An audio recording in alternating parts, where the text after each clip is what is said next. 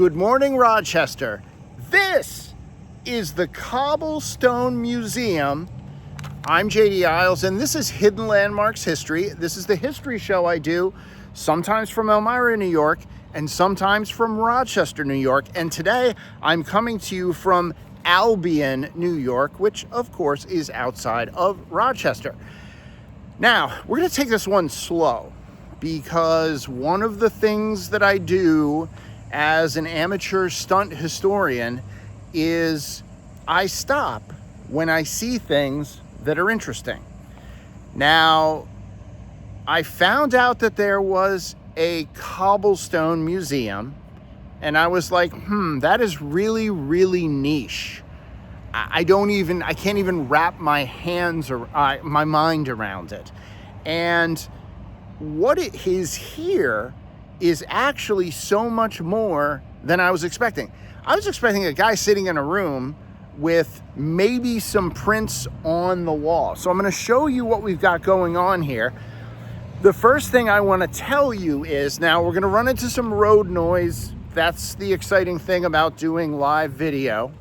So the first thing that's important to know is that our area of New York, specifically around Rochester, New York, 94% of the cobblestone houses that were ever built were built right here.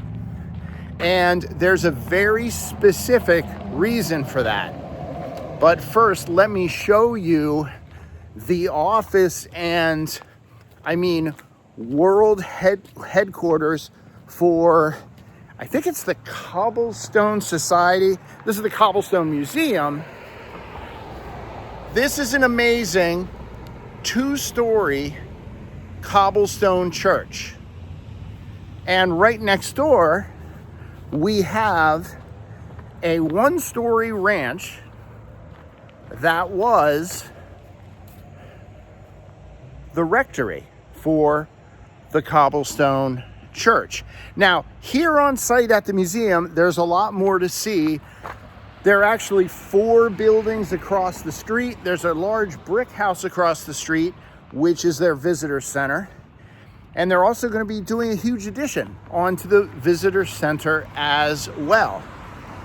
So what's the reason this is all here? Well, in 1960, they were contemplating tearing this down. This is the church. And as a matter of fact, they were storing cabbages in the basement. And a local said, I think we can do better than that. And from that little bit of inspiration, the Cobblestone Museum was born. Now, I just went on a very nice, I would say 2-hour tour of the various buildings here on site. They have a number of cobblestone buildings here. This is worth a stop, folks. And they have just about everything. They have a blacksmith shop. They have a printing shop. They have an old farm grange building. They, of course, have the church. And they have a house where they demonstrate, where'd the house go? Here's the house. Where they demonstrate how one would live back in the, I'm going to say 1880s. I forget specifically what it was. But, so this is worth a visit. Take it from me, this is worth a visit.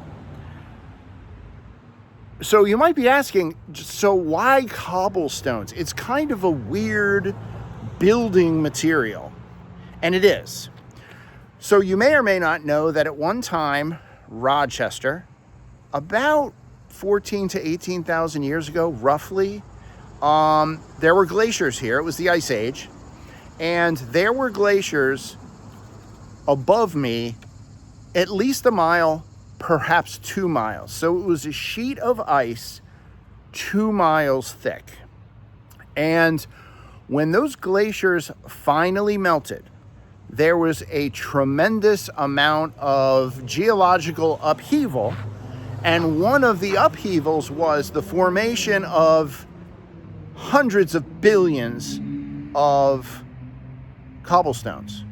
of various shapes and sizes.